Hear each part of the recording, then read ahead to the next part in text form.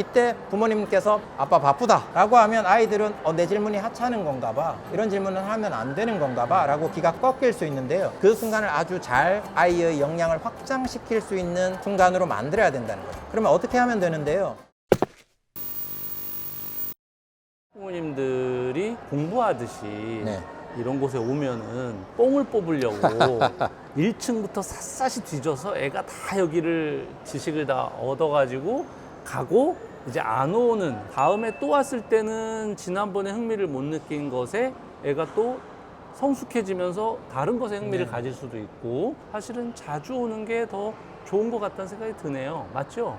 네, 자주 방문해 주시는 게 훨씬 좋고요. 한 번에 여러 개를 다 보고 그걸 다 소화시키기가 어렵습니다. 아까 뷔페 비유를 들었었는데 거기 음식이 다 맛있어 보인다고 다 먹고 다 소화시킬 수 있는 게 아닌 것처럼, 그리고 과학관에서는 어떤 학습적인, 지적인 어떤 그 컨텐츠적인 측면의 학습보다도 실제 체험하면서 경험을 통해서 얻는 지식들, 어떤 개념 학습을 하기 위해서 꼭 필요한 경험 지식들, 이런 것들을 체험을 통해서 얻는 것들이 중요한데요. 그런 부분들은 훑듯이 이렇게 여러 가지를 훑어본다 그래서 습득된다기보다는 좀 하나를 제대로 좀 깊이 있게 반복해서 체험하는 것이 훨씬 효과적인 경우가 많기 때문에 여러 번 반복해서 오시면서 오실 때마다 요것저것 좀 경험해 보시는 것이 아이들의 어떤 과학관을 조금 더 제대로 체험하는 방식이라고 말씀드릴 수 있겠습니다. 아까 우리나라에 이제 과학관이 한 5개?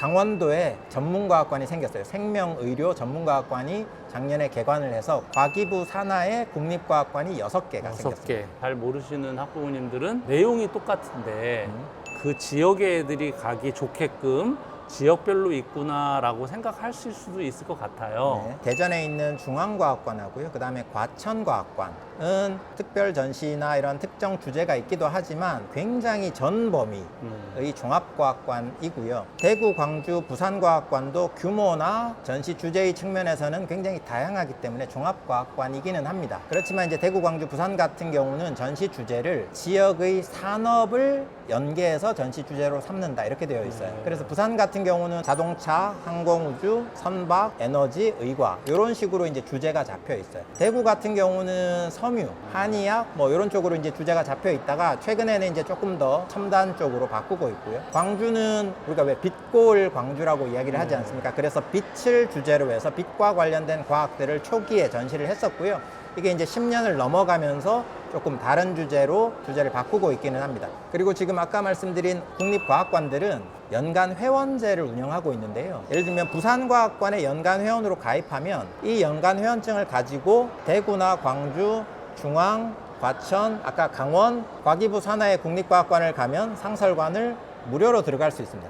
전국 과기부 산하 6개 국립과학관의 통합 이용권이에요. 비용 얘기가 나와서 네. 궁금한데 입장료가 얼마고 주차료가 얼마인가요? 네네. 입장료는 이제 중고등학생들 이제 1인당 2,000원, 그 다음에 부모님들 3,000원, 주차요금 2,000원, 하루 종일 2,000원 이렇게 되어 있고요. 그 다음에 특별전 같은 경우는 딱 그 시즌만 이루어지는 건데, 그런 것들은 이제 요금 책정에 따라서 뭐 한 6,000원에서 8,000원 사이 그런 식으로 이제 네네, 그렇게. 초등생도 2,000원인가요? 네. 이 안에 식당도 있다고 식당도 들었는데. 있고요. 식당은 조금 저렴하게 이제 짜장면부터 조금 비싼 메뉴들 뭐 돈가스 이런 것들이 있고요. 전부 다 이제 한 10,000원에서 전후로 해서 식사를 하실 수 있습니다. 그 부모님들이 제일 또 궁금하고 어려워하시는 게, 아까 뭐 이공계 학부모 얘기를 하셨는데, 이공계가 아닌 문과 학부모님들 같은 경우 아이가 질문을 할 때 다 대답을 못 해주는 게 도리어 우리 애한테 교육적으로 잘 못 해주는 게 아닌가 하는 또 생각을 하실 수 있을 것 같아요. 아이가 질문했는데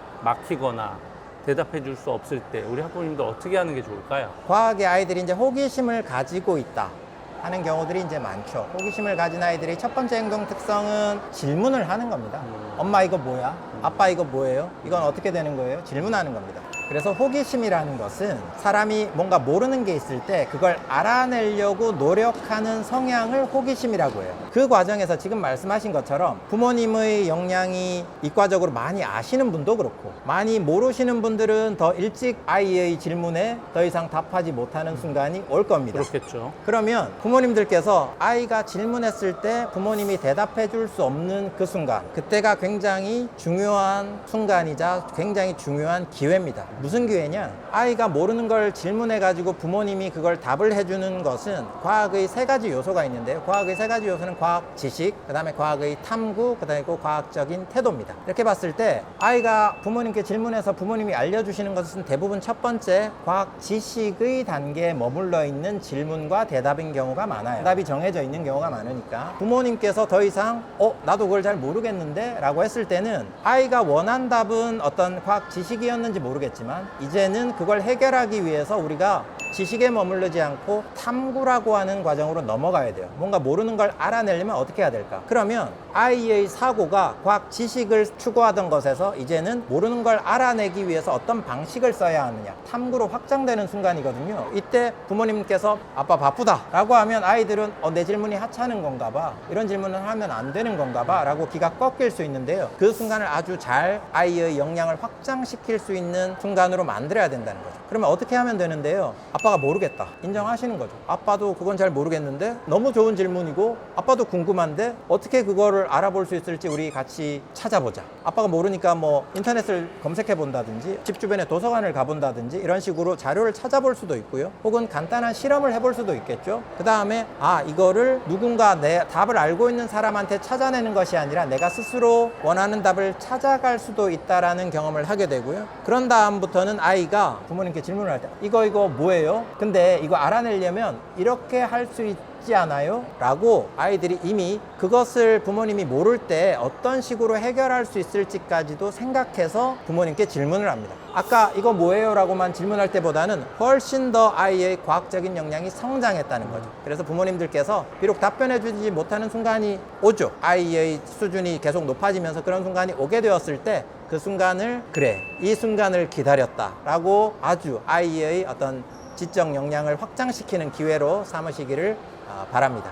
과학관이 이제 전국적으로 그렇게 많이 있지만 그래도 또 외진 지역에 있는 친구들은 오기가 어려울 수도 있잖아요. 그런 친구들을 위해 또 찾아가는 어떤 서비스 같은 게 있다고 들었는데 있나요? 아무래도 전국에 이렇게 6개로는 접근성이라든지 이런 것들을 확실히 담보하기가 좀 어려운 경우들이 많죠. 그래서 저희 국립부산과학관뿐만 아니라 국립과학관들은 찾아가는 작은 과학관이라는 프로그램을 운영을 합니다. 그래서 전시도 조금 갖고 가고 행사를 하게 되었을 때 이런 체험 프로그램도 좀 갖고 가고 교육 프로그램도 조금 들어볼 수 있고 이런 식의 프로그램들을 운영을 하고 있고요. 이동형 전시품이라는 걸 또 따로 만듭니다. 저희가 이렇게 이제 모듈 형태로 이렇게 이제 만들어져서 이동시킬 수 있도록 전시품을 만들고 그 전시품들을 한 10개에서 15개 정도를 들고 가서 전시를 하고 그러면 이제 아이들이 그 전시품 앞에서 체험을 하고요. 옆에는 이제 테이블 같은 걸 놓고 재료를 들고 가서 뭐 만들기라든지 과학 관찰이라든지 이런 체험 활동들을 하고 간단한 교육 프로그램들도 운영을 하고 이런 식으로 찾아가는 작은 과학관이 운영이 되고 있습니다. 요거는 만약에 이제 지역이 부울경이 아니시라면 대구나 광주과학관에도 이런 유사 프로그램들이 있거든요. 과천 중앙과학관에도 있으니까 그런 프로그램들이 뭐가 있고 어디에 나오는지 혹시 우리 동네로 오진 않는지 이런 부분들을 좀 알아보시면 동네로 찾아가는군요. 네네 지역에 약간 거점 역할을 좀 해줄 만한 작은 과학관들이나 혹은 뭐 작은 학교라든지 이런 곳에 가면 이제 공간들이 좀 있잖아요. 그런 곳에 하면 이제 지역 주변 주민들이 찾아오시기도 좋고 거기에 가서 저희 전시를 열어놓고 하게 됩니다. 박사님, 그동안 이제 우리가 과학관에 와서 흥미롭게 관람하고 과학적 흥미를 갖고 있는 아이들에 대한 얘기는 많이 했는데 과학에 흥미가 없고 관심도 없는 애들도 꽤 많거든요. 많죠. 제가 학교의 현장에서 봐서도 그렇고 그런 부모님 입장에서는 우리 애도 과학에 관심을 갖게 하고 싶다 이런 생각이 있을 수 있을 것 같아요. 네. 그런 애들 어떻게 과학에 흥미 갖게 엄마 입장에서 아빠 입장에서 어떤 팁이 있을까요? 제가 과학교육을 했기 때문에 모든 학생들이 과학을 좋아하고 꿈꾸면 좋겠으나 사실 그러기는 어렵죠. 아까 잘하는 거를 좋아하고 그럴 때 하는 거다라고 말씀드렸었는데 해봤는데도 조금 안 맞는 것 같아요 라고 하면 뭔가 다른 맞는 분야가 있을 수 있죠. 그게 뭐 문학이든 언어학이든 뭐 역사든 예술이든 있을 수 있으니까 다른 분야를 찾아보는 것도 좋을 것 같고요. 그러니까 과학관에 와서도 안 되네 라고 하면 뭐 재능이 없다고 관심이 없다고도 할 수 있지만 다양한 경험을 통해서 과학에 대한 흥미 여부를 좀 발굴을 해본 다음에 그런데도 아니다 라고 하면 제가 억지로 과학을 하실 필요는 없어요. 다만 그런 재능이 있는지 찾아보지도 않고 몇 가지 단편적인 경험들만으로 그런 판단을 내리시는 건 좀 섣부르다. 그러니까 좀 여러 가지 경험들을 해보고 우리 아이가 이런 측면에서는 재능이 있는 것 같아. 그럼 그런 자극들을 계속 줘보시고요. 여러 가지 자극을 줬는데도 과학이랑은 좀 안 맞는 것 같다. 이러면 다른 재능들을 찾는 것도 좋은 방법이 될 수 있을 것 같습니다. 유아나 초등학생들의 경우는 굳이 과학도가 안 되더라도 네. 이 과학이라는 게 아이들의 인지 발달과 창의력 향상에는 큰 도움이 되기 때문에 네. 사실 이제 뭐 박사님 계속 얘기하셨지만 많은 경험과 체험을 시켜주는 것이 도리어 이런 부분의 확률을 좀 줄여줄 수 있는 것 같긴 해요. 속단 짓기보다는. 네네. 그래야 이제 아이가 경험을 하고도 좋아하는지 싫어하는지 알 수 있으니까. 부산과학관의 이 근처에 부산에 오셨거나 하신 분들이 부산과학관을 안 오면 후회한다. 네. 라는 측면에서 어필을 하신다면 부산과학관 같은 경우는 이런 전시품 개발 그리고 전시 특별전의 기획, 교육 이런 어떤 과학관의 핵심 기능들을 저희 자체적인 역량들을 키워오고 쌓아오고 있습니다. 부산과학관이 이제 10년 돼서 올해 11년째인데요. 지난 10년간은 과학관으로서의 이런 기반을 다지고 국내에서 선도적인 역할을 하자라고 했다면 앞으로의 10년은 K-팝을 필두로 해서 K-푸드. K-문화가 뭐 그렇죠. 푸드, 문화 뭐 선도적이지 않습니까? 저희 같은 경우는 이제 K-과학문화, K-과학관을 전파하는 어떤 선도적인 역할을 하자라는 걸 목표로 삼고 있고요.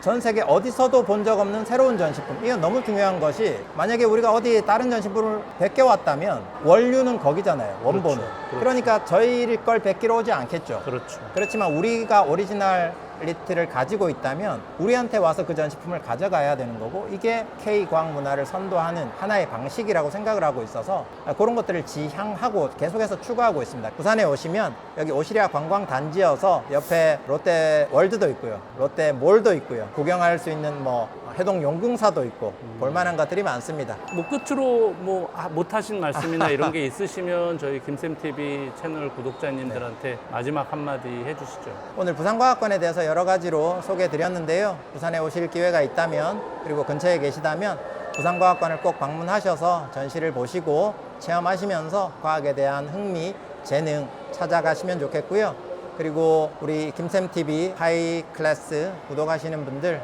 이 채널을 통해서 자녀 교육이나 진로를 선택하시는데 많은 도움을 얻으셨으면 좋겠습니다. 어떻게 오늘 영상 유익하셨나요? 네, 오늘 워낙 허남영 박사님께서 유익한 인사이트를 주셨는데 여름방학을 맞이해서 부산이나 또 이 부울경 근처에 오셨다면 꼭 부산과학관에 들러보시면 좋겠다는 말씀 드리고 저희 채널도 지속적으로 사랑해 주시고 좋은 영상, 오늘 같은 영상은 주변에 공유해 주시길 부탁드리겠습니다. 구독, 좋아요, 알림 설정 꼭 부탁드리고요. 다음에 더 좋은 영상으로 찾아뵙도록 하겠습니다. 끝까지 영상 시청해 주셔서 감사합니다.